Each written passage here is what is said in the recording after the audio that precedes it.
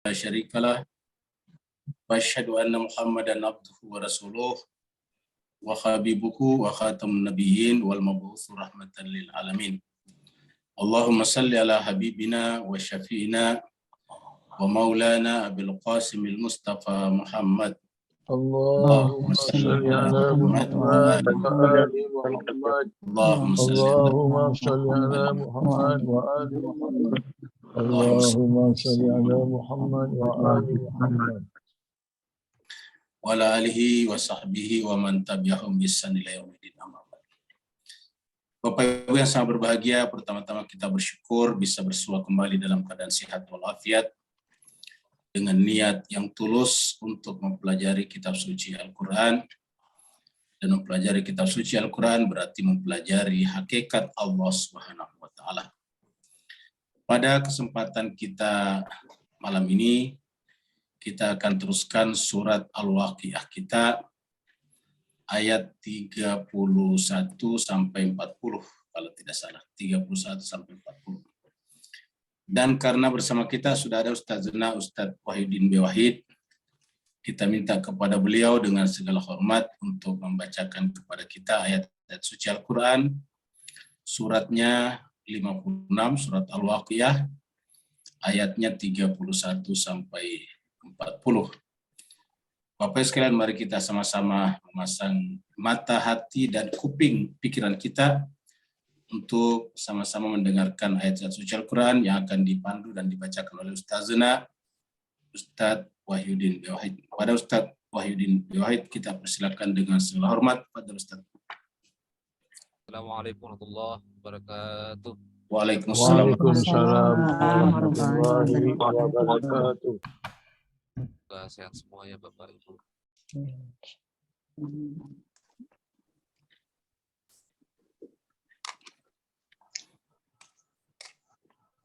Baiklah Ibu Bapak, kita lanjutkan bacaan Al-Quran kita pada malam hari ini. Masih surah Al-Waqiah ayat 31 hingga 40. A'udzu billahi minasy syaithanir rajim. Bismillahirrahmanirrahim. A'udzu billahi minasyaitonir rajim. Bismillahirrahmanirrahim. Wa ma'in maskub. Wa ma'in maskub. Wa fakihatin katsirah. La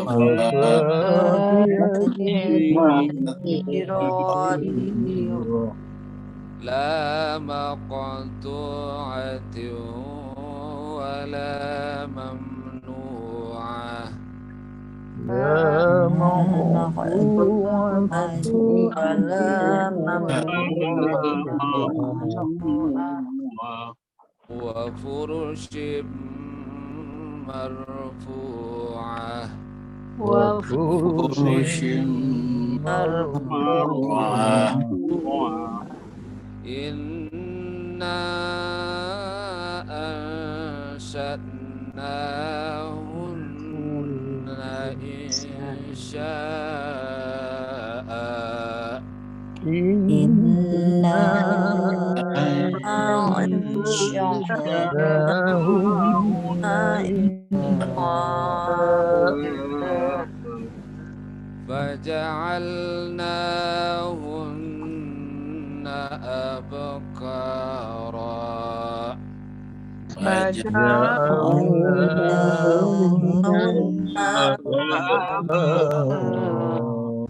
Urban atraba.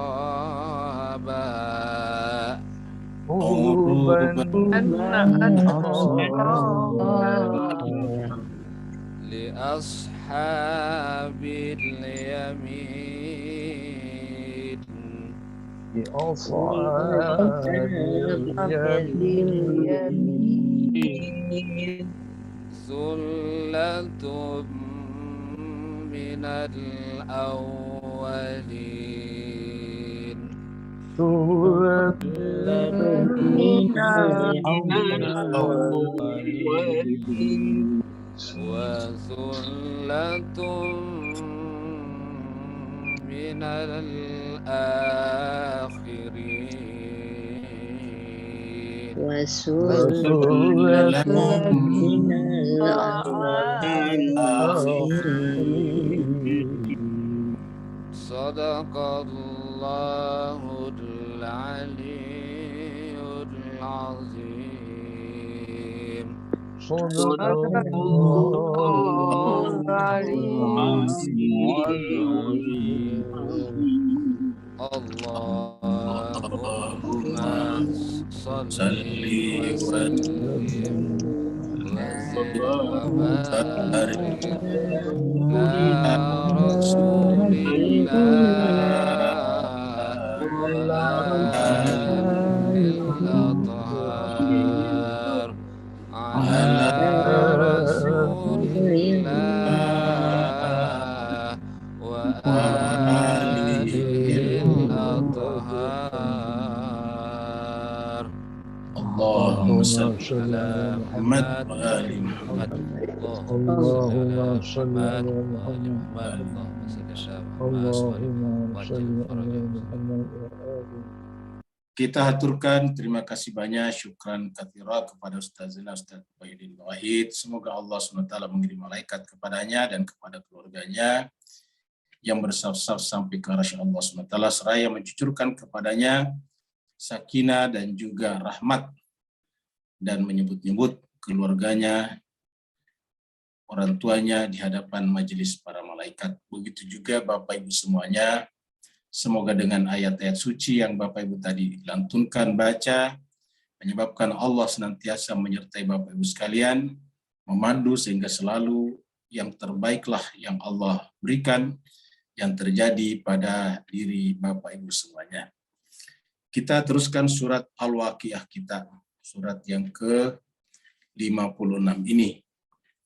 Al-Waqiah sendiri artinya kejadian, peristiwa besar yang tak bisa kita elakkan, karena baik itu kiamat kecil ataupun kiamat besar itu pasti akan terjadi. Kiamat kecil tidak mampu kita tolak, apalagi kiamat besar. Kiamat kecil berkaitan dengan diri kita, andai kata kita berkuasa atas diri kita, tentu kita tidak akan meninggal dunia.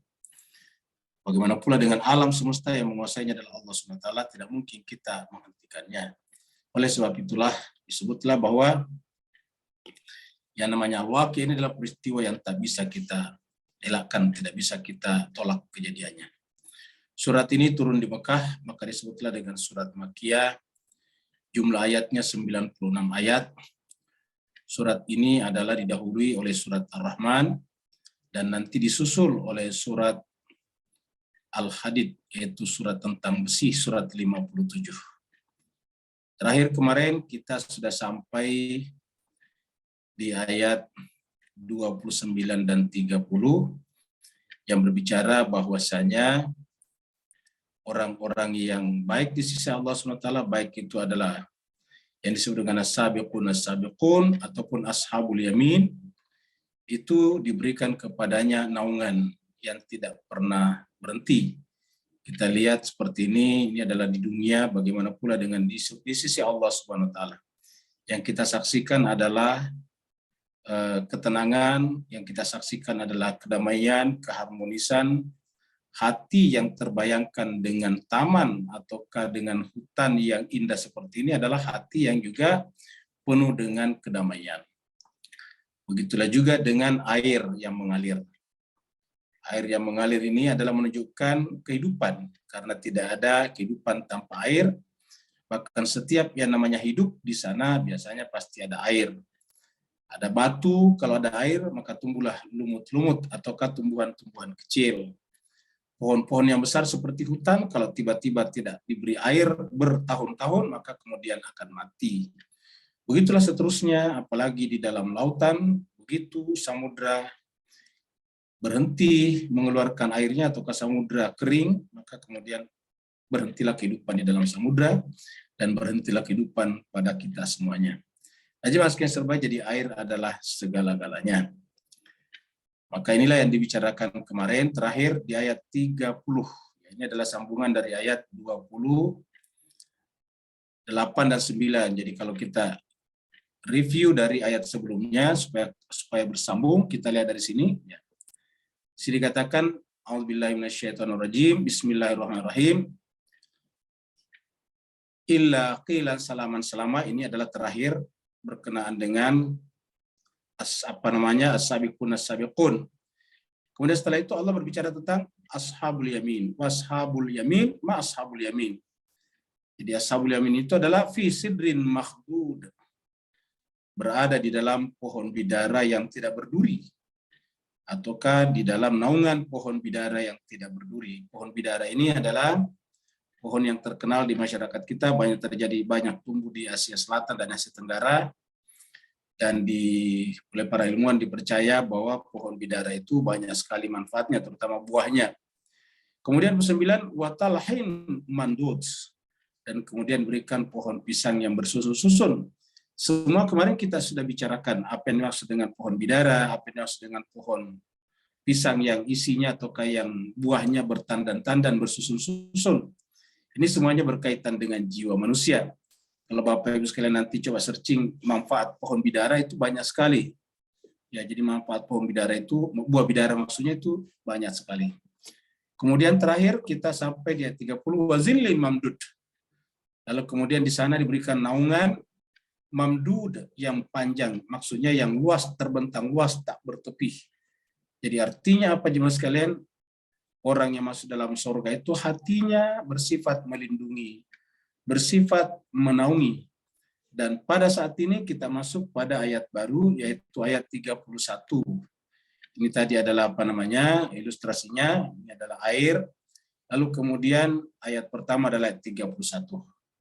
Jadi Allah SWT berfirman, selain diberikan kepadanya zillin mamdud, yaitu naungan yang memanjang, naungan yang sangat luas, sehingga tidak merasakan di sana panas matahari, kalau seandainya ada panas, wa ma'in maskub, dan di sana ada air yang tercurah.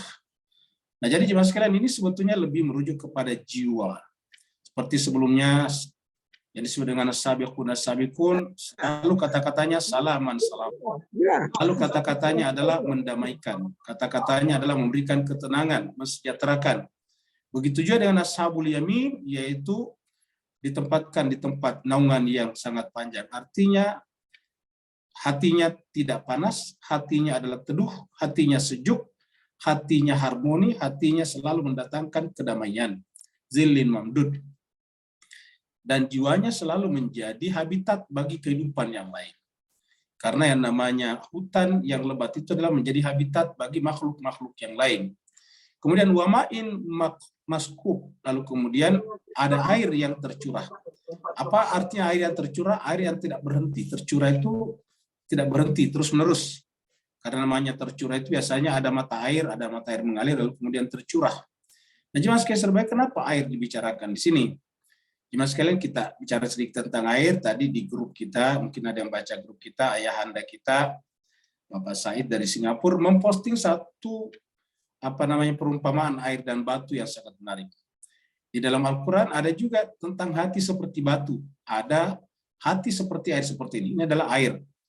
Jadi jiwanya ashabul yamin, jiwanya as-sabiqun as-sabiqun adalah seperti air yang tercurah, yaitu menyejukkan, memberi kehidupan, dan juga selalu bersifat menyatukan. Air itu adalah dibutuhkan oleh seluruh makhluk. Sebaliknya kalau batu yang diberikan tadi perumpamaan, itu adalah batu itu kalau dia cenderung berbenturan satu sama lain. Dan jemaah sekalian, sebagai jiwa manusia itu bisa seperti batu, bahkan lebih keras daripada batu. Jadi Allah menginginkan agar jiwa kita itu seperti air. Air itu tercurah. Air itu adalah selalu memberikan memberikan apapun yang bersifat positif kepada kehidupan. Jadi air itu dibutuhkan oleh petani, air itu dibutuhkan oleh peternak, air itu dibutuhkan oleh manusia, di rumahnya air itu dibutuhkan setiap saat, dimanapun di kantor-kantor kita. Kalau tidak ada air tidak bisa. Jadi air ini adalah merupakan sesuatu yang sifatnya sentral dalam kehidupan kita. Kalau tidak ada air kita tidak bisa hidup. Dan dalam Al-Quran air ini berkali-kali disebut berasal dari langit. Selalu mengatakan kata-kata wa anzalna minas sama'i ma'a. Kami turunkan dari langit itu air. Memang aslinya air itu dari langit, kita lihat kalau hujan dari langit, tetapi juga bermakna simbolik, majazi. Bahwa yang namanya air menyejukkan itu adalah bersifat samawi, bersifat ilahi, bersifat cahaya nuri. Jadi cahaya itu adalah dari langit juga. Kemudian yang namanya wahyu juga disebut dengan dari langit. Jadi agama Islam disebut dengan agama samawi, agama langit. Intinya adalah bahwa manusia yang tinggal di muka bumi ini yang hanya merupakan terbuat daripada tanah, agar menjadi makhluk samawi, dia harus disiram jiwanya dengan air samawi juga. Air ilahi, air yang dengannya memancarkan cahaya, yang menyebabkan tumbuhnya jiwa manusia itu. Sebaliknya, ada manusia yang hatinya sangat keras, bahkan lebih keras daripada batu. Mari kita lihat beberapa ayat berikut ini. Kita lihat dari surat Al-Baqarah. Ini adalah surat Al-Baqarah, surat yang kedua, ayat 73. Ini berbicara tentang penyembelihan sapi betina. Jadi kita potong ceritanya langsung ke sini. Jadi Allah memerintahkan kepada Bani Israel melalui Nabi Musa untuk menyembelih seekor sapi betina. Dan banyak pertanyaan yang muncul sampai hampir-hampir saja tidak melakukan perintah itu. Tapi begitu mereka berhasil menyembelih sapi betina, lalu kemudian Allah berfirman, ini ayat 73 langsung. Ini ceritanya dari ayat-ayat sebelumnya. Allah berfirman, wa qul nadribuhu bi ba'dihha. Kami berfirman kepada Bani Israel, dengan sapi yang tadi kamu potong itu, ambillah bagian tubuhnya. Bi ba'dihha, sebagian daripada tubuhnya, kemudian idribuhu. Pukulkanlah kepada mayat. Jadi ceritanya Bani Israel itu ada seorang yang terbunuh dan semua orang saling tuding menuding. Jadi yang membunuh itu aslinya menjadi kacau, menjadi apa? Menjadi tersembunyi, menjadi terkubur di dalam kekacauan pendapat, kekacauan opini. Kenapa? Karena setiap orang tuduh menuduh siapa yang membunuhnya. Ketika setiap orang tuduh menuduh siapa yang membunuhnya dan tidak ada bukti yang valid, maka kemudian yang terjadi adalah terkuburnya ataukah menjadi tidak jelasnya siapa yang membunuhnya. Walaupun orang yang membunuhnya jelas ada di tengah-tengah mereka. Maka kemudian Allah minta mereka untuk menyembelih satu ekor sapi betina. Setelah sapi itu disembelih, lalu kemudian Allah mengatakan idribuhu. Hu-nya di sini adalah dhamir daripada mayit tersebut. Pukulkanlah kepada mayit tersebut bibak dia. Satu bagian daripada tubuhnya hewan itu apanya saja. Kadzalika yuhyillahul mauta. Begitu dipukulkan kepada mayit itu, ternyata apa yang terjadi? Mayit itu hidup. Kadzalika yuhyillahul mauta. Jadi di dalam Al-Quran itu ada peristiwa dan itu terjadi pada dua nabi disebutkan, di mana orang mati bisa hidup kembali, raja namanya. Jadi kembali hidup lagi. Contohnya di sini adalah Bani Israel ini. Sudah mati, hidup kembali. Ini Allah mengatakan, kadzalika yuhyillahul mauta. Begitulah Allah menghidupkan al-mauta yang sudah mati. Kasusnya Nabi Isa juga kita menemukan. Nabi Isa bisa juga menghidupkan orang mati. Jadi kalau nabi-nabi itu bisa menghidupkan orang mati dan itu adalah perbuatan Allah melalui sang nabi, menunjukkan bahwa Allah kuasa menghidupkan orang yang mati sekarang atau nanti atau di akhir zaman nanti. Allah kuasa menghidupkan. Supaya Allah bertanya kepadanya siapa yang membunuhnya misalnya. Kalau ada yang dibunuh tidak jelas, lalu kemudian Allah tanya siapa membunuhnya. Kenapa? Karena dalam ayat ini katakan di dunia kejadiannya di mana mayit bisa hidup kembali. Jadi tidak perlu menunggu di akhirat. Kadzalika yuhyillahul mauta wa yurikum ayati, dan Allah perlihatkan kepada kalian wahai Bani Israel ayati, tanda-tanda kekuasaan Allah, yaitu bahwa Allah Maha menghidupkan. Allah Maha Kuasa, Allah adalah melakukan apa yang diinginkannya. Fa'alun lima yurid. Allah melakukan apa yang diinginkan. Untuk apa kata Tuhan? La'allakum taqilun. Berarti kejadian ini masuk akal. Kenapa? Karena mati hidup itu kan hukum alam. Kita mengatakan yang mati tidak bisa hidup ya. Itu adalah hukum alam.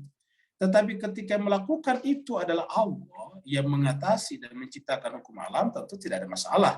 Maka justru masuk akal. Yang tidak masuk akal kalau yang menghidupkan orang mati itu adalah manusia seperti kita, itu tidak masuk akal. Tapi kalau yang menghidupkan adalah Tuhan, ya masuk akal. Karena jangankan sudah mati, belum pernah ada sama sekali sebelumnya, Tuhan kuasa mengadakannya.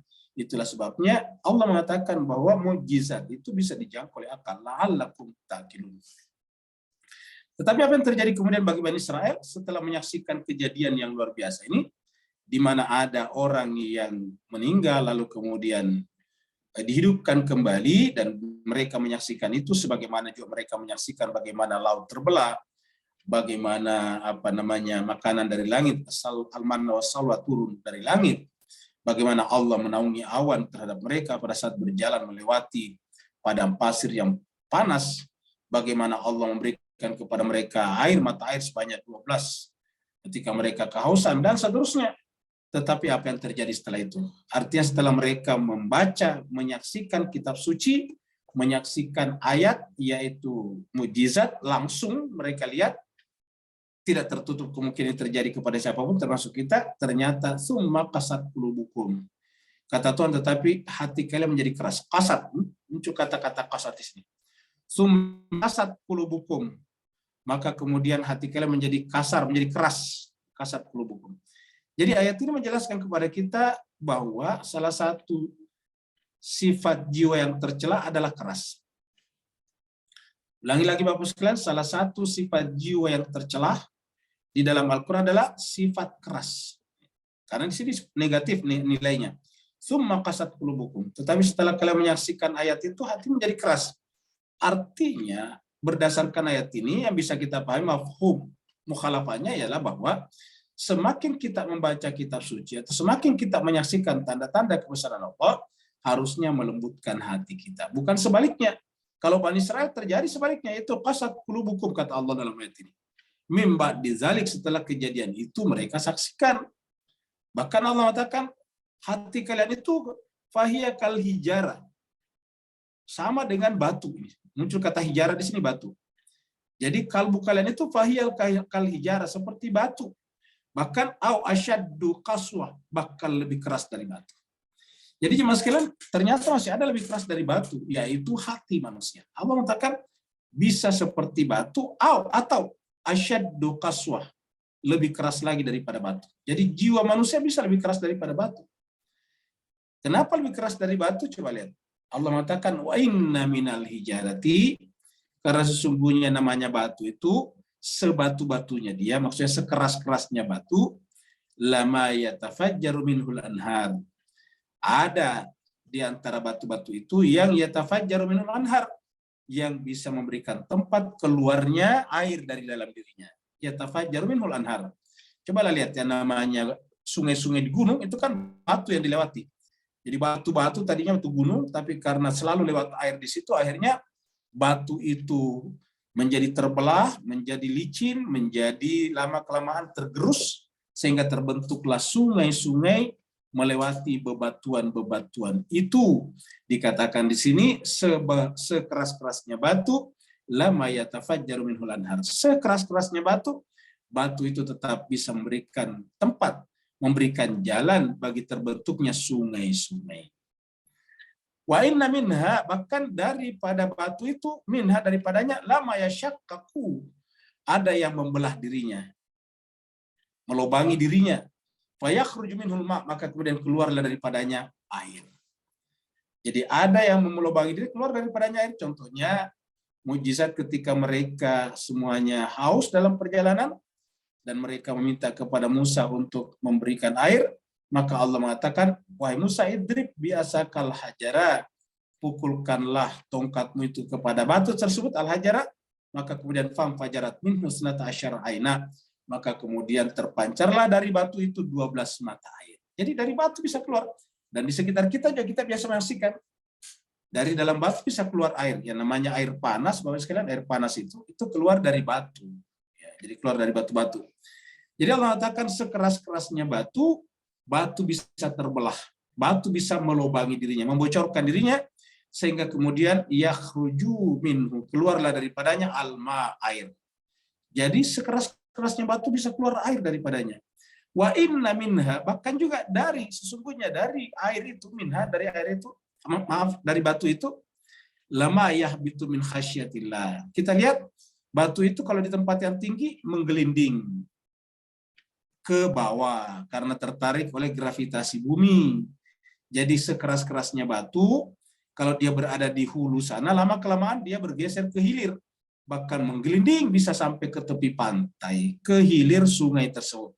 Kenapa? Karena satu terbawa oleh air, yang ketiga tertarik oleh gravitasi bumi, karena namanya sungai itu biasanya miring dari hulunya yang ada di gunung sampai kepada hilirnya yang bermuara kepada samudra yang paling rendah. Samudra itu kan paling rendah.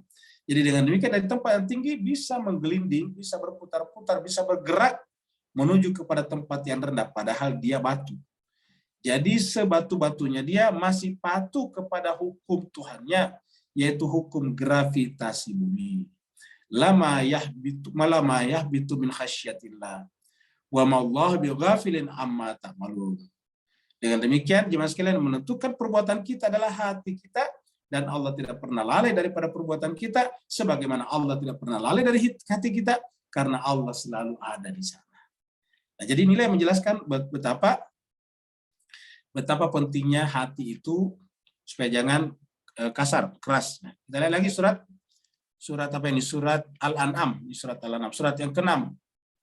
Ayat 42-43 kita baca. Allah berfirman, "Walaqad arsalna ila umamin min qablika." Dan sungguh kami telah mengutus ila umamin, kepada umat-umat, min qablika, sebelum kamu Muhammad. Jadi sebelum Nabi sudah banyak nabi-nabi yang punya umat-umat. Fa'akhaznahum bil ba'sai wad dharra. Tetapi umat-umat itu karena mereka durhaka kepada nabinya, rasulnya, mereka tidak peduli kepada ajaran dan nasihat para nabi dan rasulnya. Akhirnya kemudian akhadnahum, kami timpakan kepada mereka bil ba'sai, penderitaan, kesengsaraan, wad dharra, dan kemudaratan. Kami timpakan kepada mereka kesengsaraan dan penderitaan. Untuk apa? Tujuannya Tuhan adalah bukan supaya mereka musnah binasa, tetapi tujuannya adalah la'allahum yatadarraun. Harapannya agar mereka semuanya kembali tertunduk hatinya, merendah di hadapan Tuhannya, di hadapan Kholiknya. Tapi apa yang terjadi? Falaula izja'ahum ba'suna tadarra'u.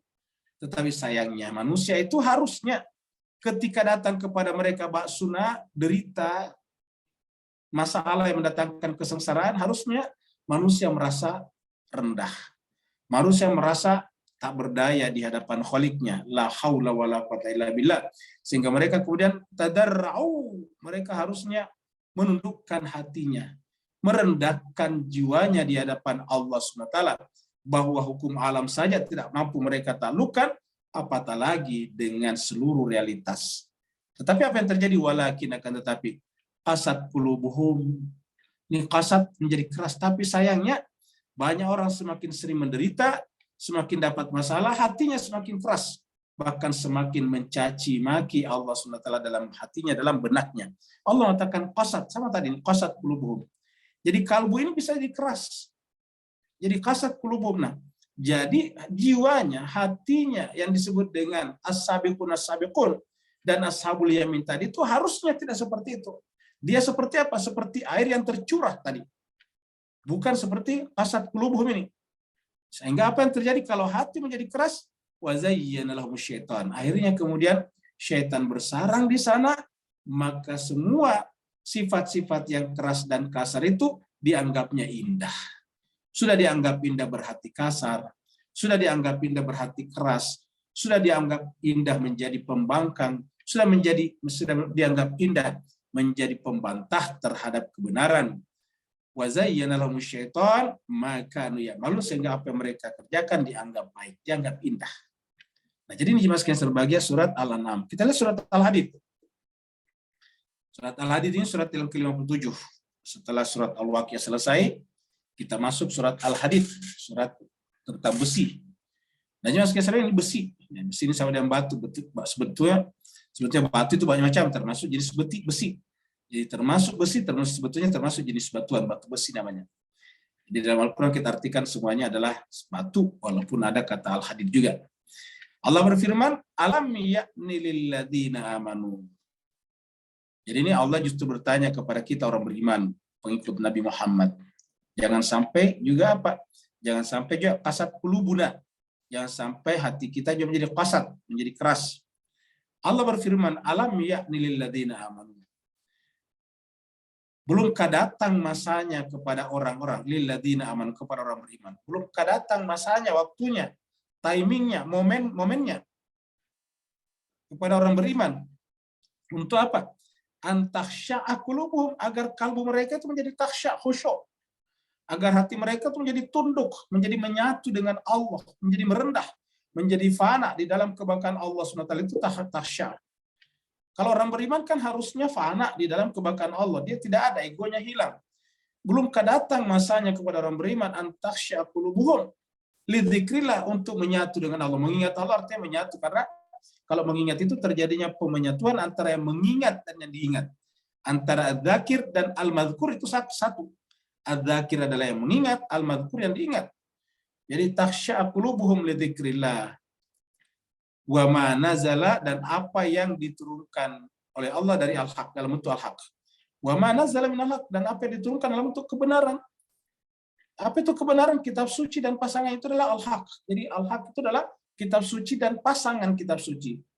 Wala yakunu, dan jangan, dan tidak lagi. Jadi orang berimannya sekarang, pengikut Nabi Muhammad, harusnya jangan sampai layakun, tidak menjadi ini seperti apa? Alladzina utul kitaba min qabl. Jangan sampai menjadi seperti orang-orang yang diberikan kitab suci sebelumnya. Jangan sampai mengikuti jejak umat-umat sebelumnya, yaitu ketika nabinya berlalu, hatinya kembali menjadi keras, pembangkang, bahkan membunuh nabi-nabinya, dan mereka bahkan meninggalkan kitab sucinya yang asli dan menggantinya sesuai dengan hawa nafsu mereka. Jangan sampai layak kunu, jangan sampai menjadi kalladzina utul kitaba min qabl. Dan Mas Kaisar, apakah ini tidak terjadi pada orang beriman? Boleh jadi terjadi, karena kita lihat cucunya Nabi pun dibunuh setelah Nabi wafat. Coba kita lihat Mas Kaisar. Jadi wala yakunu kalladzina utul kitaba, dan janganlah dia menjadi seperti orang yang diberikan kitab suci min qabl. Fatala alaihim al-amad, setelah panjang, tala itu panjang, setelah berlalu, kita artikan setelah berlalu masa yang panjang, ini al-amad, masa yang panjang. Setelah berlalu masa yang panjang, tiba-tiba faqasat qulubuhum, hatinya kembali menjadi keras. Ini yang kita takutkan ya Mas kalian. Kita sekarang sudah jauh dari Nabi. Mari kita lihat apakah hati kita tidak qasat qulubuna. Jangan sampai hati kita juga menjadi keras. Karena ini yang ditakutkan, ini yang diingatkan dalam Al-Quran. Orang beriman itu harusnya jangan sampai mengikuti umat-umat sebelumnya. Setelah berlalu masa yang panjang daripada masa kenabian Rasulnya, tiba-tiba qasat qulubuhum, tiba-tiba hati mereka menjadi keras. Qasat qulubuhum, hati mereka menjadi keras. Wa katsirun minhum fasiqun, sehingga kebanyakan daripada orang beriman tadinya, atau seperti umat-umat sebelumnya, tiba-tiba menjadi fasik. Agama masih kelihatan dilakukan, tetapi hanya berhenti pada zohir-zohirnya saja. Yang namanya tadi hatinya keras, tidak seperti air, tidak memberikan kehidupan bagi yang lain, tidak memberikan tempat bagi orang yang berbeda, tidak seperti taman, di mana dalam taman itu kenapa disebut indah? Karena mengakomodasi, menerima, tinggal di sana berbagai macam pohon-pohonan, dan semuanya disuplai dengan air sesuai dengan kebutuhannya masing-masing. Wa katsirun minhum fasiqun. Sayangnya kebanyakan mereka umat-umat itu setelah nabinya berlalu menjadi fasik. Kenapa? Dimulai dengan qasat qulubuhum, hati mereka menjadi keras. Jadi jemaah sekalian sebagai tadi keras adalah kal hijara. Yang keras tadi kal hijara, seperti seperti batu. Nah, jadi jemaah sekalian sebagai inilah beberapa ayat yang berkaitan dengan ayat yang kita bahas ini, yaitu pentingnya apa yang disebut dengan wama'in masqub, pentingnya air yang tercurah. Jadi harusnya orang beriman itu jiwanya bagaikan mata air yang bening, mata air yang bersih, yang kemudian mensuplai, memberikan air kepada semua yang membutuhkannya sesuai dengan kebutuhannya masing-masing. Jadi ini adalah yang dimiliki oleh orang beriman harusnya, itu air. terutama ashabul yamin. Maaf, ashabul yamin ya, ataukah as-sabiqun as-sabiqun, kita sudah bahas ini orang suci. Kemudian jemaah sekalian berbahagia, di sana juga ada buah-buahan. Maksudnya di dalam hati orang beriman itu ada buah-buahan, hasil. Jadi usaha-usahanya yang memperbaiki jiwa itu berhasil. Ini buah, ya. Jadi buah itu jemaah sekalian berbahagia selalu menyenangkan kita lihat, karena buah itu adalah baik bagi kesehatan. Buah juga secara majasi artinya hasil, result. Jadi kalau kita beramal, buahnya seperti ini. Buahnya menyehatkan manusia. Berbagai macam buah-buahan. Jadi harusnya setelah tadi air, menyiram semuanya, lahirlah kemudian buah. Tidak akan ada buah kalau tidak ada air. Karena air yang menghidupkan tanah, tanah kemudian menghidupkan tumbuh-tumbuhan, tumbuh-tumbuhan melahirkan buah-buahan seperti ini. Allah berfirman, wa fakihatin katsiratin. Jadi di dalam jiwanya orang beriman atau ashabul maimanah, di dalamnya banyak buah-buahan. Buah-buahan itu banyak. Artinya apa banyak? Ya plural, menghargai pluralitas, menghargai kebinekaan, menghargai kejamaan, jamak. Jadi menghargai bentuk jamak, menghargai pluralitas. Tidak memaksakan uniformity. Yang dipaksakan, yang dihargai adalah diversity, bukan uniformity. Bukan penyeragaman, tetapi keberagaman. Bukan penyeragaman, tapi keberagaman. Itulah yang menyebabkan lahir banyak buah-buahan. Wa fakihatin katsiratin, yang banyak. Ya. Jadi artinya apa? Hasil yang dia tuai di dalam jiwanya itu adalah banyak. Karena ini semuanya berbicara tentang jiwa kita. Kita artikan sebagai majasi saja. Kalau kita artikan sebagai majasi saja. Bahwa nanti ada di akhirat surga, iyalah. Tetapi untuk apa surga dibicarakan di akhirat kalau tidak kita miliki di dunia? Atau nanti di akhirat yang kita inginkan sebetulnya adalah ingin bersua dengan Allah SWT. Karena itulah keindahan yang paling tinggi. La maqtu'atin wa la mamnu'ah. Apa artinya? Bahwa buah ini tidak pernah terputus. Artinya produktif terus-menerus. Kata-kata fakih, kalau kita artikan fakih di sini sebagai hasil buah daripada perjuangan, result, maka dikatakan di sini la maqtu'ah, tidak pernah terputus. Artinya orang beriman itu bersifat produktif setiap saat. Sampai kapan? Sampai meninggal. Jadi bersikap produktif. Jadi tanda orang beriman itu adalah bersikap produktif. Dalam surat Al-Nashr ada kata-kata faidza faragta fansab wa ila rabbika farghab. Apabila selesai menyelesaikan satu masalah, satu pekerjaan, satu amalan, satu ibadah, maka harus pindah kepada amalan berikutnya. Jangan pernah menggunakan waktunya hanya untuk sia-sia saja. Orang beriman itu selalu meninggalkan perbuatan sia-sia. Anil lagwi muridun, meninggalkan perbuatan yang sia-sia. Sehingga orang beriman itu selalu melakukan pekerjaan yang bermanfaat. Sampai dikatakan faida faraghta fansab. Apabila kamu sudah selesai satu pekerjaan yang positif, pindah kepada pekerjaan positif berikutnya. Bahkan seandainya pun orang beriman istirahat, istirahatnya yang positif, yaitu dalam rangka mendukung amalan-amalan berikutnya. Bukan istirahat karena kemalasan, tapi istirahat dalam rangka mempersiapkan energi, tenaga untuk melakukan amalan berikutnya. Kenapa? Karena ila rabbika farghab. Selesainya kapan? Ketika bersatu dengan Allah. Ila rabbika farghab. Jadi faida faragta fansab wa ila rabbika farghab. Kapankah ragab selesai? Pada saat sampai kepada Allah. Menyatu dengan Allah SWT atau kembali kepada Allah dalam kematian. Jadi wala maqtu'ah, tidak terputus. Wala mamnu'atin, dan juga tidak pernah berhenti terlarang. Maksudnya tidak pernah dilarang melakukan itu. Jadi wala mamnu'atin. Ya, tidak terlarang, tidak dilarang untuk menghasilkan buah. Jadi jemaah sekalian, kalau ada orang yang melarang orang lain menghasilkan pikiran-pikiran, amalan-amalan yang positif, berarti yang menghentikan itu pasti tidak beriman, bukan ashabul yamin. Ashabul yamin itu adalah orang yang tidak mungkin melarang orang lain, siapapun, untuk melakukan perbuatan-perbuatan yang menghasilkan buah. Buah itu bisa bermanfaat bagi kehidupan manusia, terutama lagi bermanfaat bagi jiwa dan perjalanan rohani manusia, yaitu pengetahuan. Dan pengetahuan yang paling tinggi kita selalu sebutkan adalah pengetahuan tentang Allah, ma'rifatullah. Jadi wala mamnu'atin, tidak boleh dihentikan. Jadi bayangkan apa sekalian, bagaimana dosanya orang yang menghentikan, orang yang melakukan kegiatan ibadahnya sesuai dengan agama dan mazhabnya orang, dihentikan di tengah jalan. Allah mengatakan tidak boleh melarang dalam hal seperti itu. Wala mamnu'atin. Jadi berkaitan dengan kebaikan, kebenaran, tidak boleh melarang-larang. Justru ayat Al-Quran mengatakan harusnya kita mendorong untuk melakukan kebaikan. Amar ma'ruf. Al-ma'ruf itu harus diperintahkan. Harus dimotivasi, harus diprovokasi orang untuk melakukan provokasi dalam tanda petik ya, yang positif, untuk melakukan al-ma'ruf, perbuatan-perbuatan baik. Bukan sebaliknya. Nah, jemaah sekalian berbahagia, inilah di antara ilustrasi tentang orang-orang yang berada dalam golongan ashabul yamin. Jemaah sekalian, kalau kita menyaksikan seperti ini kan pasti nyaman ya, enak ya. Tempat tidurnya, kita lihat kasurnya itu adalah empuk, bersusun-susun, lalu kemudian dia menghadap kepada taman, itu kan indah sekali. Surga itu adalah taman. Jadi intinya adalah berbicara tentang surga, berbicara tentang keindahan, berbicara tentang kesenangan dan ketenangan, berbicara tentang keharmonisan dan kesejahteraan, berbicara tentang kedamaian dan persaudaraan. Itu adalah kalau berbicara tentang surga.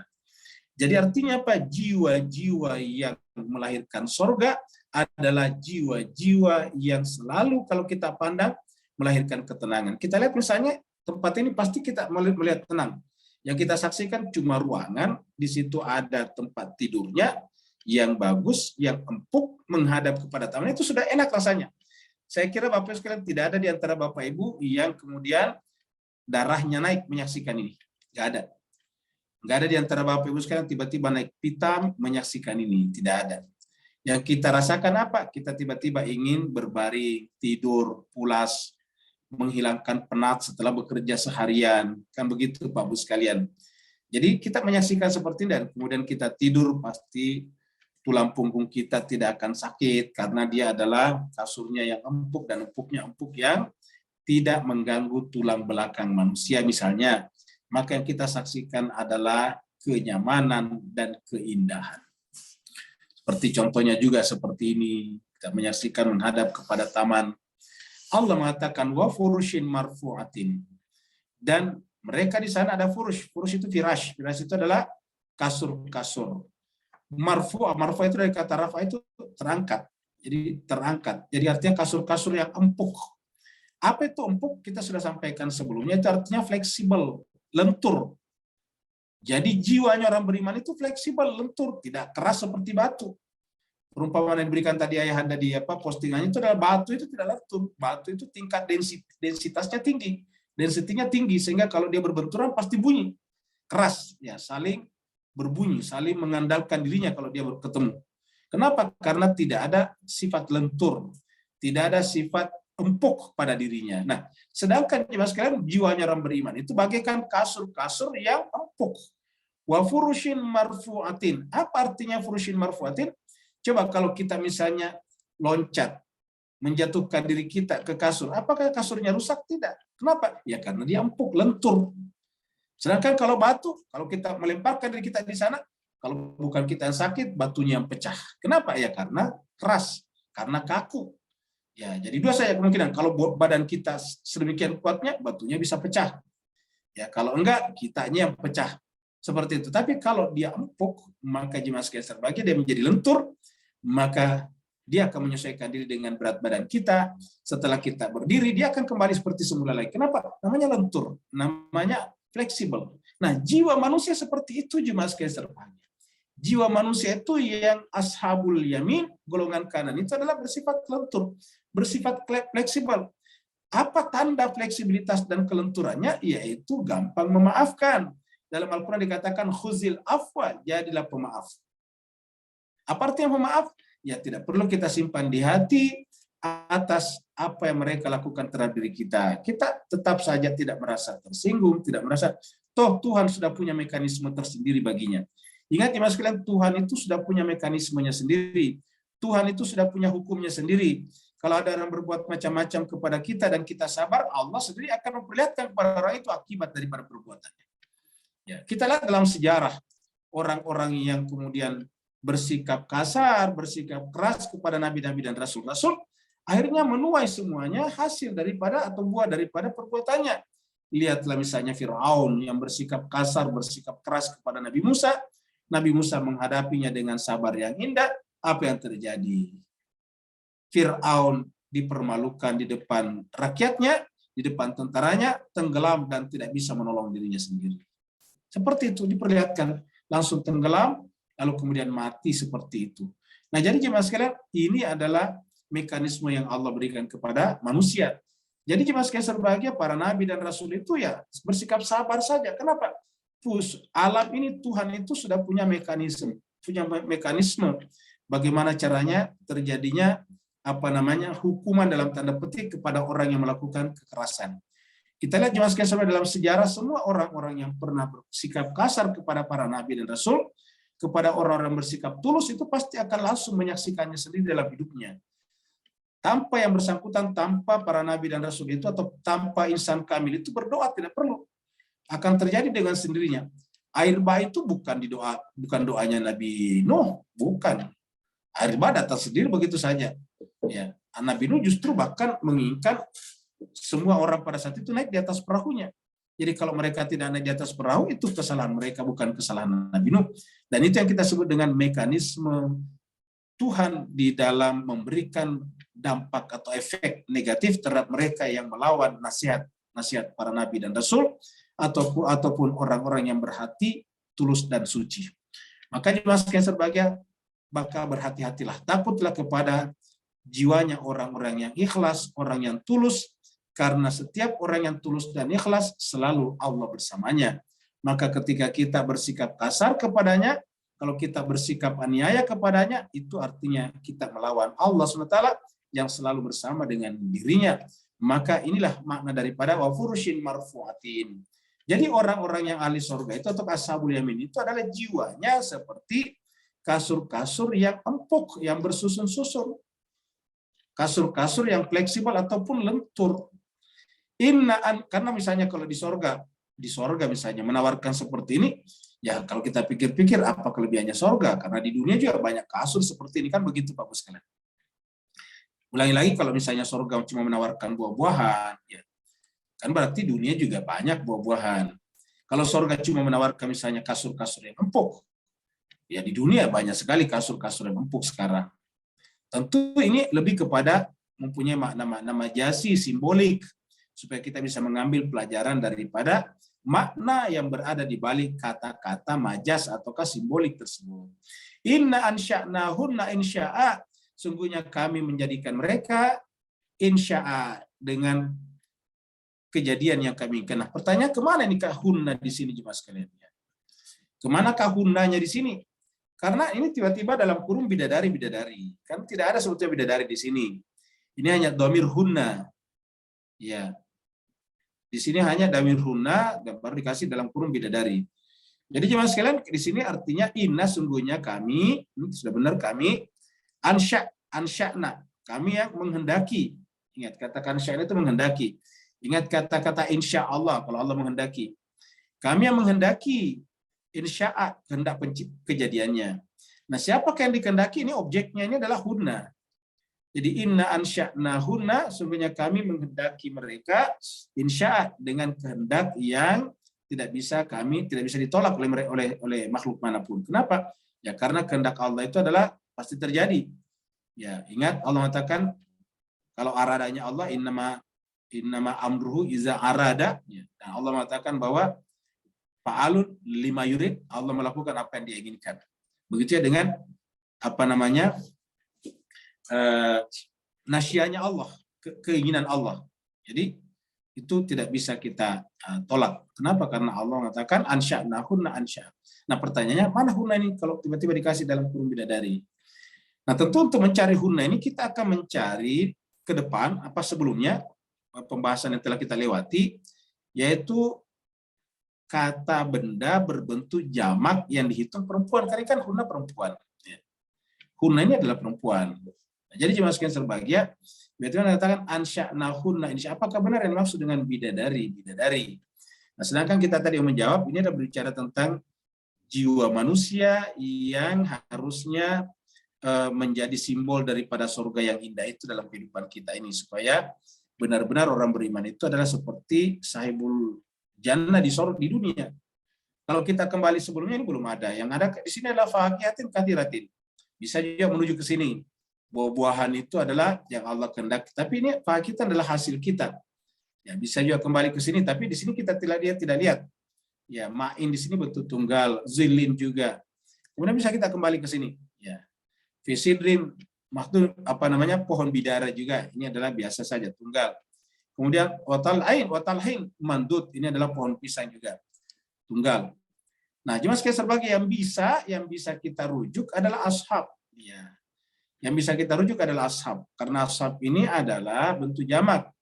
Ashabul yamini ma ashabul yamin, yaitu golongan kanan. Tahukah kamu apa golongan kanan itu? Cuma kalau golongan kanan ini dia bersifat laki-laki. Sahib itu kan bersifat laki-laki. Ashab, ya, sahib itu, sahabat itu adalah laki-laki, dijeniskan dengan laki-laki. Sahabat bukan sebagai sahabat, bukan sebagai orangnya, tetapi sebagai kata sahabat. Ashab, ashabul yamin. Dalam bahasa Arab bisa juga ada kata benda yang tidak berakal, tapi kalau menjadi berakal menjadi satu perempuan. Sedangkan tadi itu bentuk jamak, ansya'nahunna, bukan ansya'naha. Ya. Jadi dengan demikian tidak bisa kita rujuk ke sini. Ya. Nah, di sini kita lihat tidak ada di sini tadi, jemaah sekalian, la yasma'una fiha. Ya, yang bisa kita lihat adalah pada ayat-ayat sebelumnya yang berbicara tentang hurun ain. Ya, ini adalah hurun ain. Jadi adalah hurun in. Jadi jemaah sekalian bisa kembali kepada hurun in. Makanya tadi diartikan dengan bidadari, karena buku yang kita pakai ini atau mushaf yang kita pakai ini terjemahnya sudah menggunakan bidadari. Tapi perlu kita sampaikan Pak Ustaz sekalian bahwa pembahasan kita sebelumnya, kata hurun itu sebetulnya adalah jiwa yang bebas. Ya.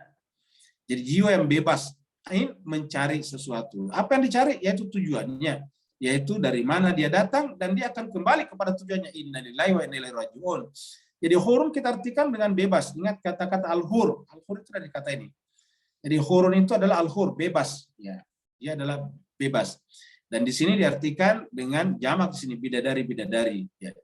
Jadi hurun itu adalah artinya bebas. Ya, bebas. Artinya bebas itu jiwanya tidak terikat. Seperti kita ceritakan Nabi Yusuf.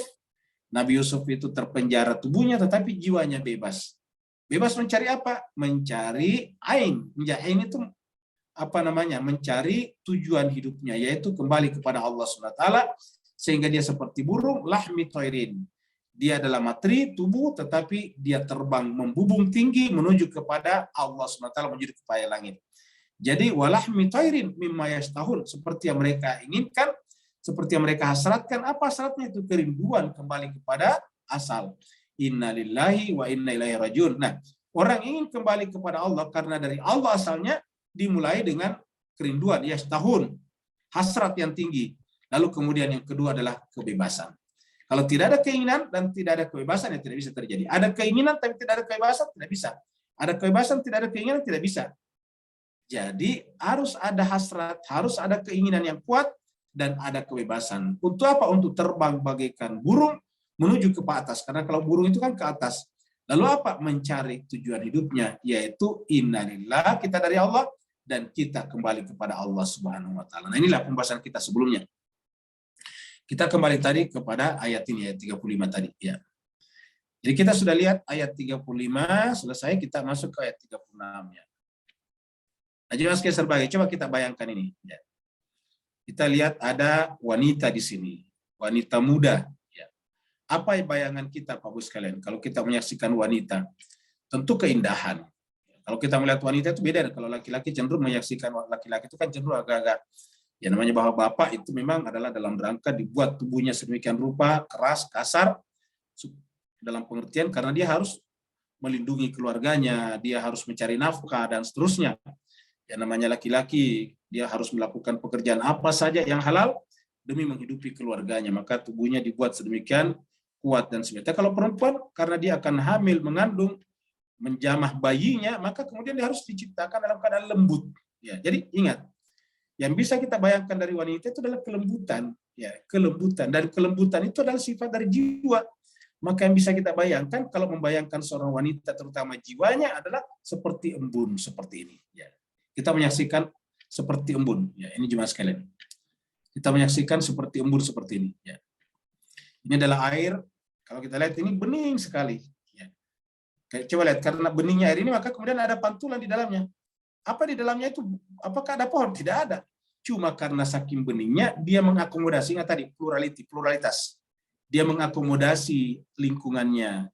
Di lingkungannya ada warna merah, warna kuning, warna hijau, semuanya masuk dalam sini.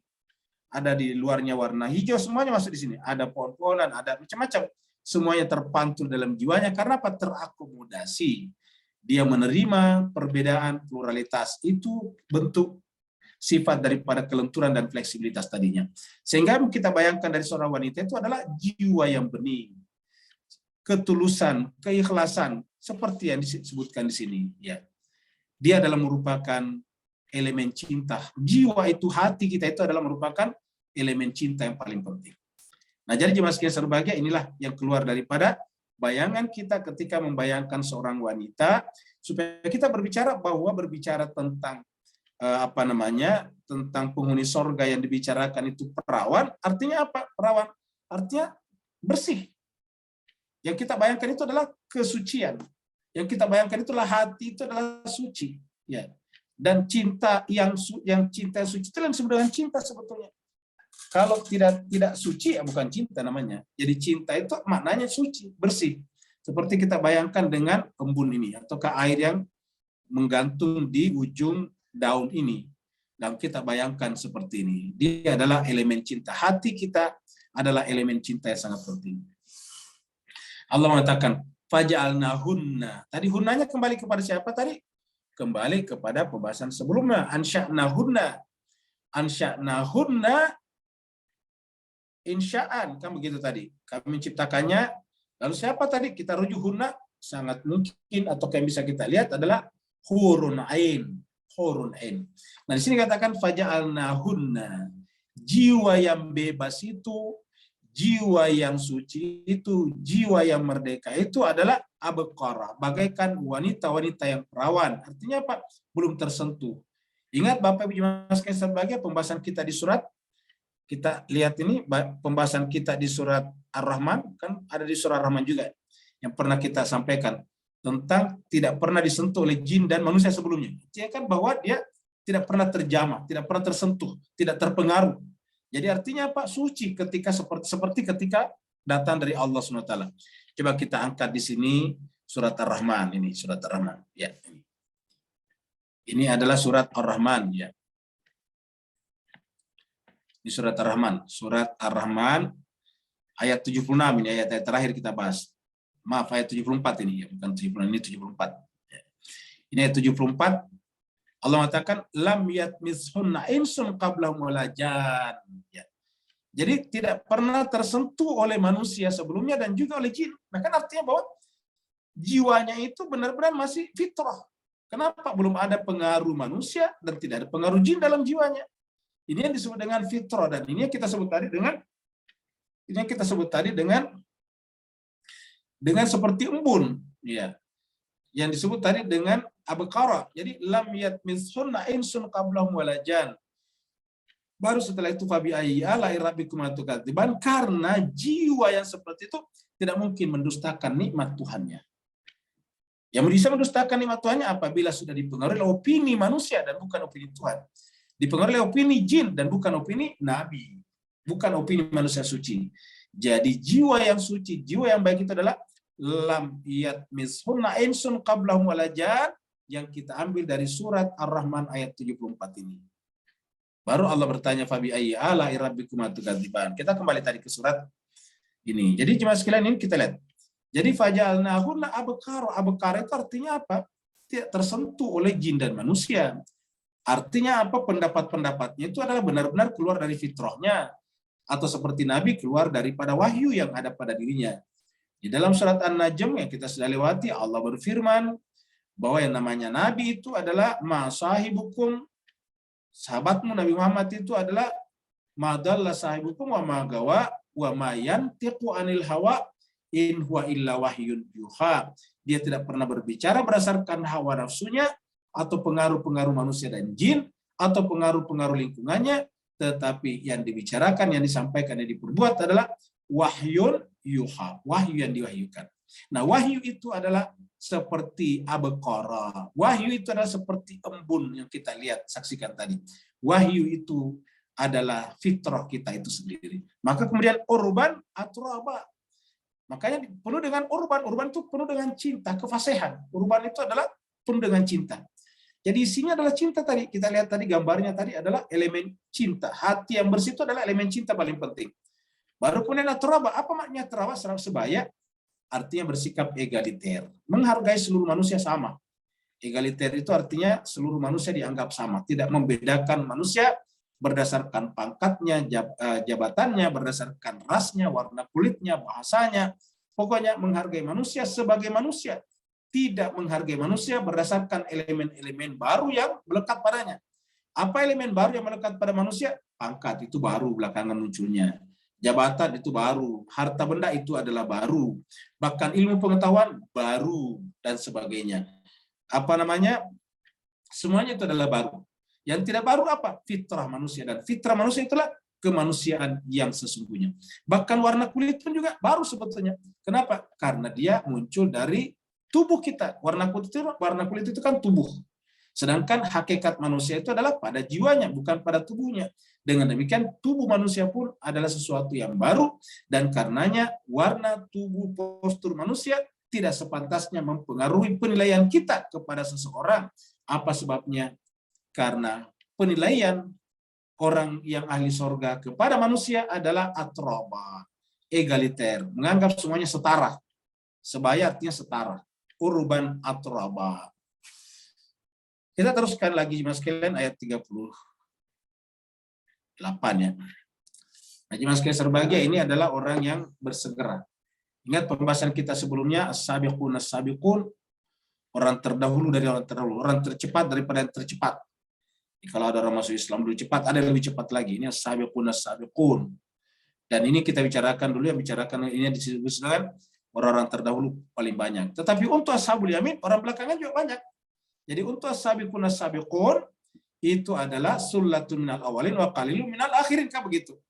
Tetapi kalau berkaitan dengan ashabul yamin, dia adalah orang terdahulu banyak, orang belakangan juga banyak. Ya. Jadi orang belakangan kita juga banyak. Nah ini kita ibaratkan ini dengan apa? Dengan berlari mengejar cinta, mengejar jiwa yang suci, ya. Yang merupakan elemen cinta ini. Jadi berlari secepat-cepatnya maksudnya supaya terdahulu memiliki jiwa yang bersih, memiliki jiwa yang bening, memiliki jiwa yang suci. Sabiqun as-sabiqun. Li ashabil yamin. Itu tadi semuanya adalah untuk ashabil yamin. Ya, jadi li ashabil yamin. Ini adalah untuk ashabul yamin. Ya, ini adalah untuk ashabul yamin. Ya. Ini untuk ashabul yamin. Sullatun minal awalin, dan itu adalah lebih banyak golongan awal. Jadi yang namanya ashabul yamin sullatun, ya, besar atau banyak dari kalangan awal. Jadi sullatun minal awalin. Mirip dengan tadi dengan as-sabiqun as-sabiqun, sullatun minal awalin. Tapi kalau sabiqun as-sabiqun di belakangnya qalilun minal akhirin. Tapi kalau ini coba kita lihat.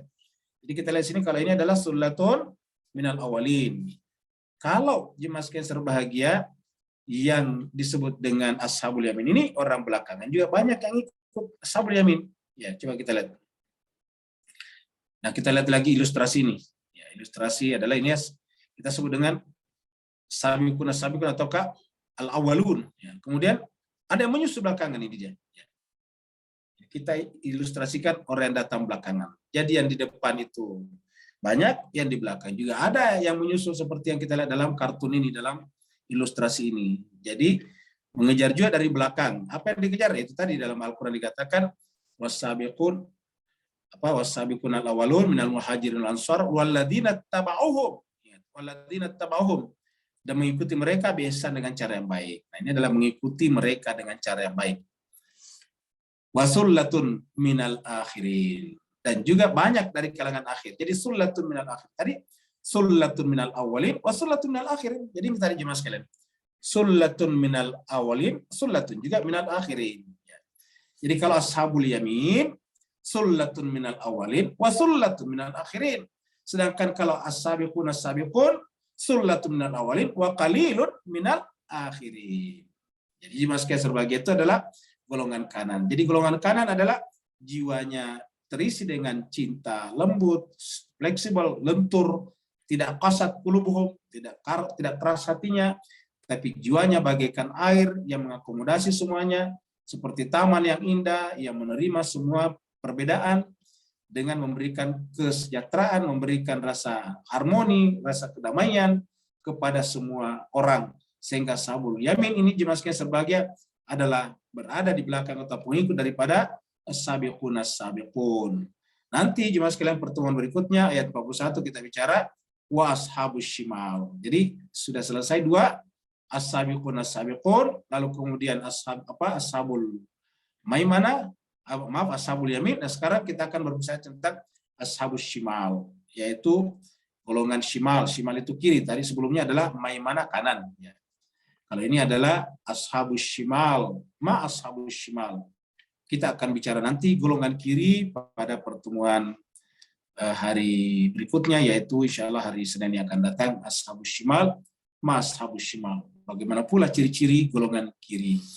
Nah, Bapak Ibu jemaah sekalian, mudah-mudahan dengan dua golongan yang kita sudah bicarakan, ingat ada tiga golongan, as-sabiqun as-sabiqun, lalu kemudian apalagi ashabul maimana, baru kemudian ashabul shimal. Ya, ashabul shimal adalah golongan kiri. Shimal biasanya disebut dengan ashabul masy'amah. Nah, jemaah sekalian, mudah-mudahan ada manfaatnya. Yang mau bertanya dipersilakan dengan segala hormat. Assalamualaikum Ustaz. Waalaikumsalam warahmatullahi wabarakatuh. Silakan Pak. Pak Kamal. Ada doa dalam surah Al-Imran, wa tawaffana ma'al abrar. Untuk bersama dengan abrar. Abrar itu apa termasuk yang mana itu? Ustaz? Apa termasuk sabiqun itu atau bukan itu? Terima kasih. Terima kasih banyak Pak Suwandi. Jadi jemaah sekalian berbahagia, jadi yang namanya al-abrar itu adalah golongan as-sabiqun as-sabiqun, itu golongan al-abrar.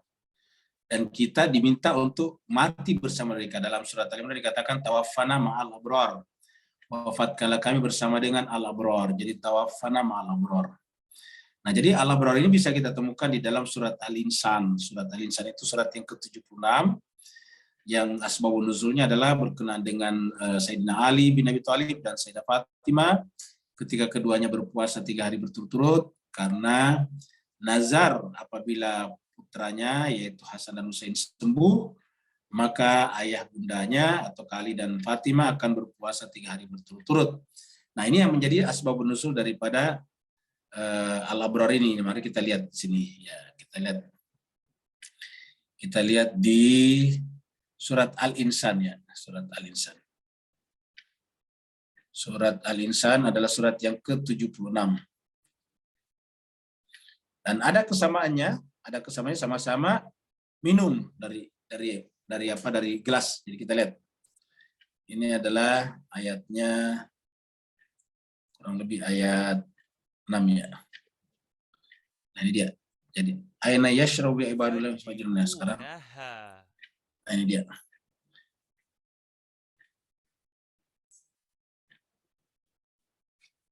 Innal abrara. Nah, ini dia. Innal abrar ini ayat 5 Pak. Jadi surat Al-Insan mulai dari ayat 5.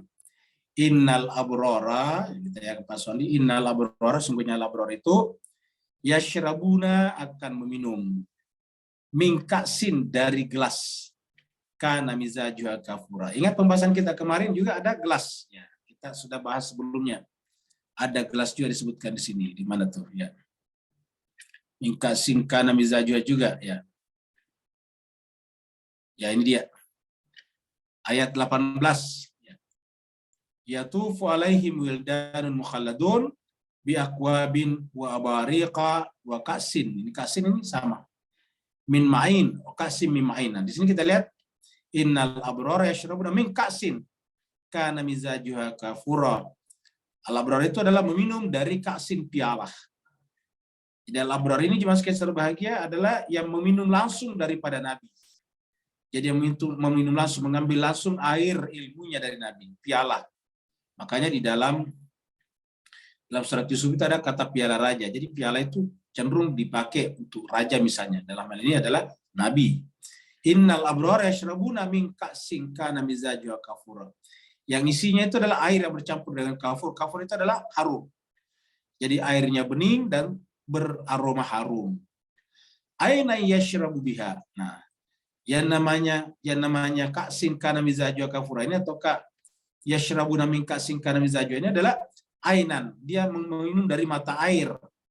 Yashrabu aina yashrabu biha. Mata air. Jadi itu adalah mata air yang mereka minum dengannya ibadullah Allah. Kita sudah sampaikan ibadullah ini adalah hamba-hamba terpilih. Ya. Wa yufajjiruna tafjira, dan memancar dengan pancaran yang tidak berhenti. Maksudnya tidak pernah berhenti. Kenapa? Ilmunya itu tak terbatas. Yufajjiruna.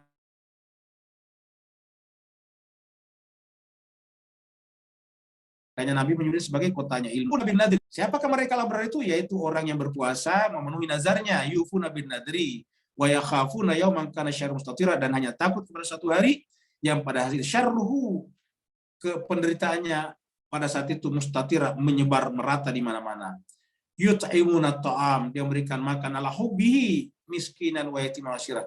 Ini adalah asbabun nuzulnya adalah ketika Sayyidah Fatimah sudah mempersiapkan buka puasa hari pertama, lalu kemudian di hari pertama, padahal boleh dikata dia tidak punya persediaan, dia hanya pinjam sama tetangganya gandum untuk dibuat jadi roti untuk berbuka puasa di hari pertama, tetapi dari pertama tiba-tiba datang seorang miskin meminta diberikan. Akhirnya Fatimah dan Ali hanya berbuka puasa dengan air putih saja. Besoknya karena berpuasanya ini adalah nazar, ini 3 hari berturut-turut nazar. Maka hari kedua kemudian dipersiapkan lagi. Tiba-tiba datang anak yatim diberikan. Hari ketiga datang lagi Asiro dan seterusnya. Jadi adalah sebab nuzulnya Sayyidina Ali dan Sayyidah Fatimah Zahra. Dan kalau begitu dialah mereka yang dirujuk dengan kata-kata al-abrar di sini. Innal abrara yashrabuna min ka'sin kana mizajuha kafura, dan berarti dialah yang dirujuk di dalam surat Ali Imran. Ya, surat Ali Imran surat 3 ayatnya 194.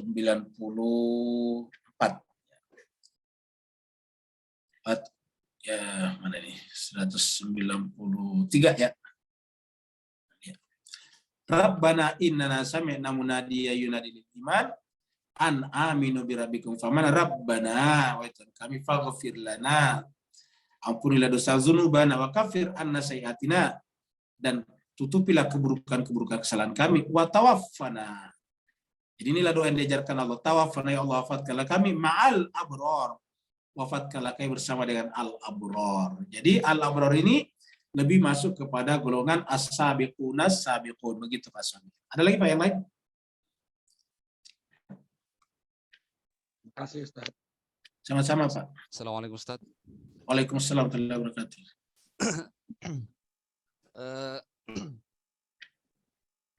Saya ke tadi itu Ustaz yang soal apa tuh tadi, apa domir yang hunna tadi itu, inna ansya'na hunna insya'a. Kalau kita terjemahkan di dalam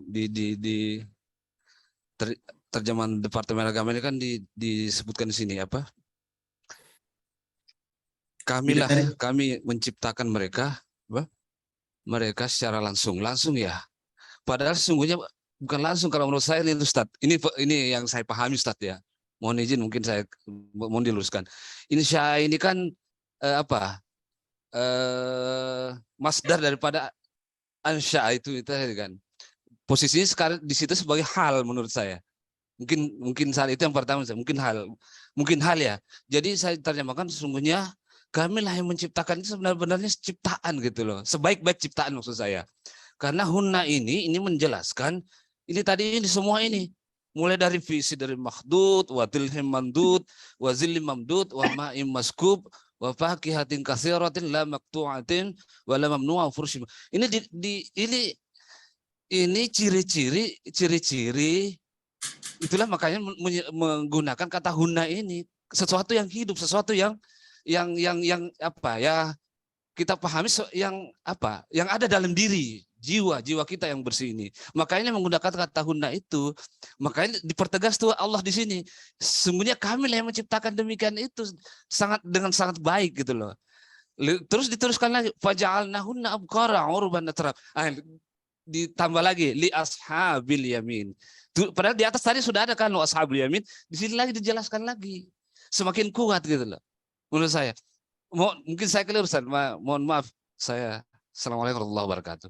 Waalaikumsalam warahmatullahi wabarakatuh. Jadi saya kira sudah tepat ya, dan itu saya kira yang lebih cocok dengan pembahasan di ayat-ayat seperti ini. Jadi kesimpulannya begini, ini berbicara tentang jiwa yang fitrah, jiwa yang fitri. Nah, kenapa dikatakan inna ansha'nahuna, kami menciptakan jiwa-jiwa seperti itu, adalah karena itu adalah fitrah. Di surat Ar-Rum dikatakan fitratullah allati fataran nas 'alaiha, itu adalah fitrah. Itu juga yang dimaksud dalam surat surat Al-A'raf 172, alastu birabbikum qalu bala syahidna. Jadi itu seperti Tuhan yang membuat, artinya Tuhanlah yang mengkondisikan, yang menciptakan jiwa itu dia adalah fitrahnya. Fitrah itu kan artinya perawan. Karena fitrah itu perawan, belum tersentuh dengan yang lain. Ya, belum tersentuh oleh manusia ataupun jin. Begitu juga yang namanya fitrah itu adalah asli, bening. Ya. Jadi Tuhan mengatakan inna ansya'nahunna, kami menciptakan jiwa-jiwa seperti itu.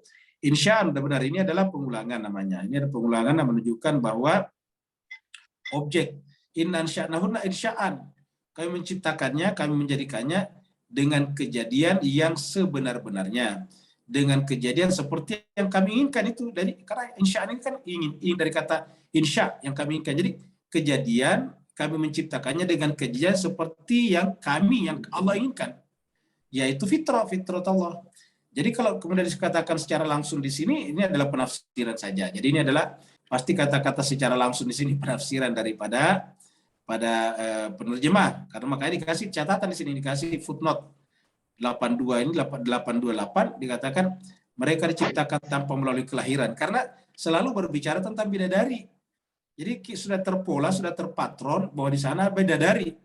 Kita sudah sampaikan bahwa apa sih sebetulnya indahnya bidadari? Kalau kita sudah sampai di sisi Allah Subhanahu wa taala. Keindahan yang paling tinggi adalah berjumpa dengan Allah Subhanahu wa taala. Tidak ada yang bisa menandingi keindahan Allah Subhanahu wa taala.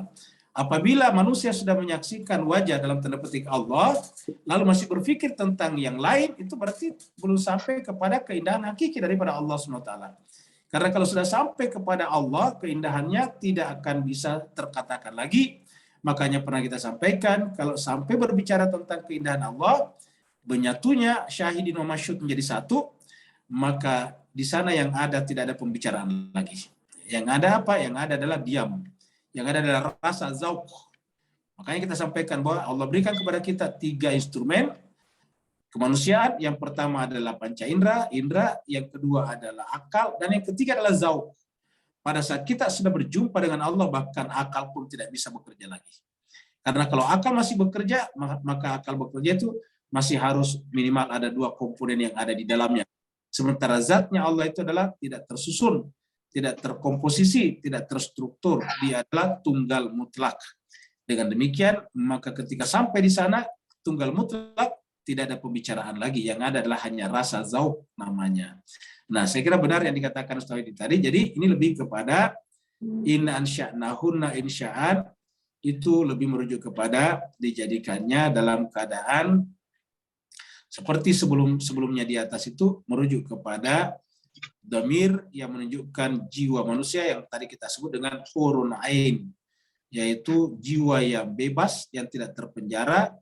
Ingat, yang menjara jiwa manusia itu adalah misalnya dunia, ego, pangkat dan jabatan. Bahkan orang menyembah berhala itu karena jiwanya terpenjara oleh benda. Kenapa menyembah patung? Ya karena menyembah benda. Dalam patung itu disimpan simbol-simbol yang dianggap bisa memberikan keberuntungan. Jadi benda itu bisa memberikan keberuntungan. Padahal orang yang sampai kepada tauhid Allah, maka tidak ada yang bisa mendatangkan keberuntungan apapun kecuali Allah Subhanahu wa taala. Saya kira begitu. Ada lagi yang lain Bapak Ibu sekalian? Di kolom chat tidak ada pertanyaan, Ustadz. Ada permintaan doa. Oh ya, kalau begitu kita pindah ke permintaan doa dokter sebelum kita tutup.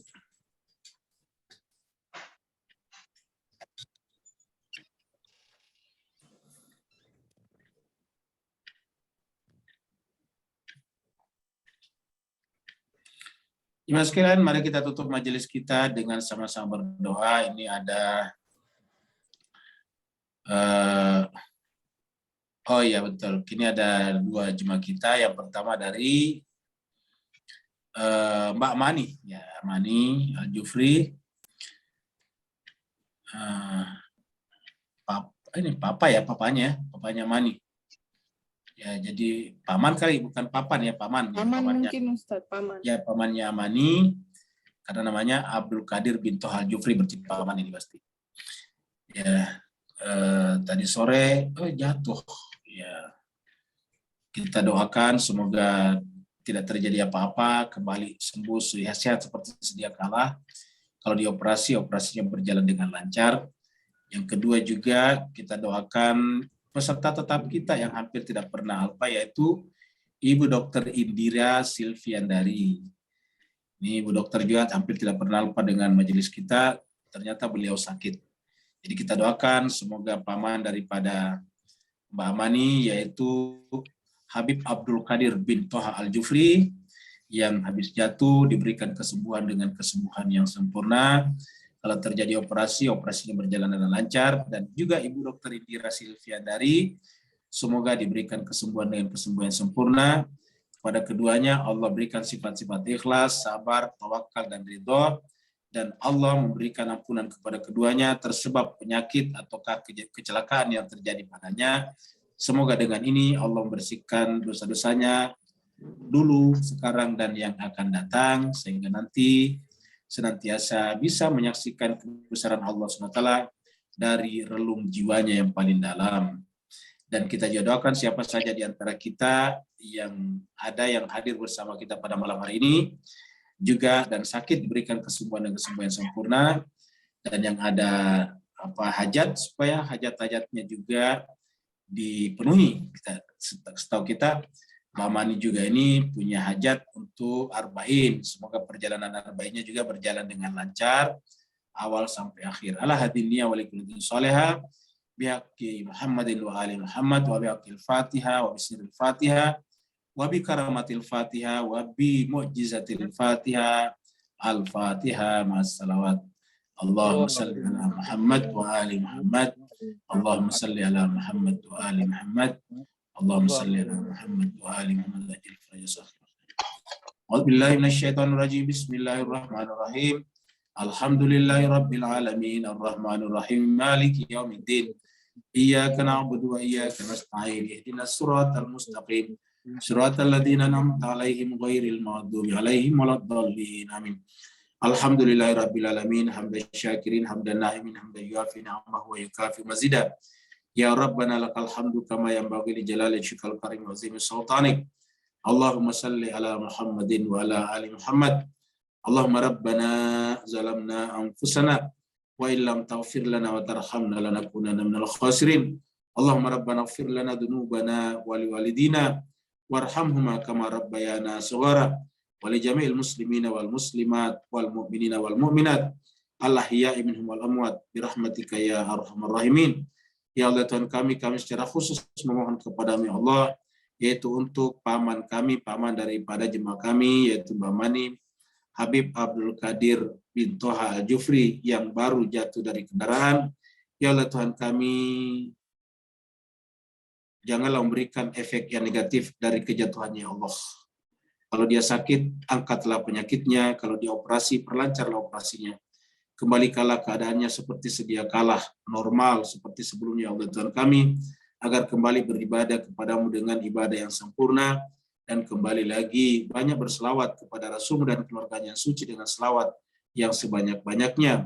Mohon kepadamu Allah Tuhan kami, jadikanlah kejadian ini sebagai sebab kamu ampunkan dosa dan kesalahan-kesalahannya yang terdahulu ataupun yang terkemudian, dan juga menjadi asbab kamu sucikan jiwa dan pikirannya. Kami mohon kepadamu Allah Tuhan kami untuk peserta kami Ibu Dr. Indira Silviandari yang sekarang sedang sakit ya Allah Tuhan kami. Kami mohon kepadamu ya Allah, kembalikanlah kesehatannya seperti sedia kala. Angkatlah penyakitnya dan berikanlah kesembuhan kepadanya dengan kesembuhan yang sempurna. Kami bersaksi di sini ya Allah bahwa beliau termasuk jemaah yang suka dan sangat mencintai kitab suci-Mu ya Allah Tuhan kami. Maka jadikanlah cintanya kepada kitab suci-Mu ya Allah Tuhan kami sebagai wasilah baginya untuk Kau berikan kesembuhan dengan kesembuhan yang sempurna. Kamu kirim kepadanya malaikat yang senantiasa menyebarkan rahmat pada diri dan keluarganya, Allah Tuhan kami. Siapa saja yang hadir pada kesempatan malam hari ini, Allah, maka angkatlah derajat mereka, bimbinglah mereka, dan limpahkanlah rizkimu lahir dan batin kepada mereka, dan jauhkanlah mereka dari berbagai macam malapetaka, kemiskinan, kesengsaraan, dan malapetaka. Ya Allah Tuhan kami, jadikanlah keluarga-keluarga mereka semuanya menjadi keluarga yang soleha, soleh dan soleha, senantiasa mencintai-Mu ya Allah Tuhan kami, mencintai Rasul-Mu dan mencintai siapa saja yang juga mencintai Rasul-Mu. Allahumma rabbana atina fid dunya hasanah wa fil akhirati hasanah wa qina adzabannar. Allahumma rabbana taqabbal minna innaka antas samiul alim wa tub alaina innaka antat tawwabur rahim. Sallallahu ala sayyidina Muhammad. Subhana rabbika rabbil izzati amma yasifun. Wassalamun alal mursalin walhamdulillahi rabbil alamin. Walafu minkum. Wassalamualaikum warahmatullahi wabarakatuh. Waalaikumsalam. Terima kasih Ustaz. Terima kasih.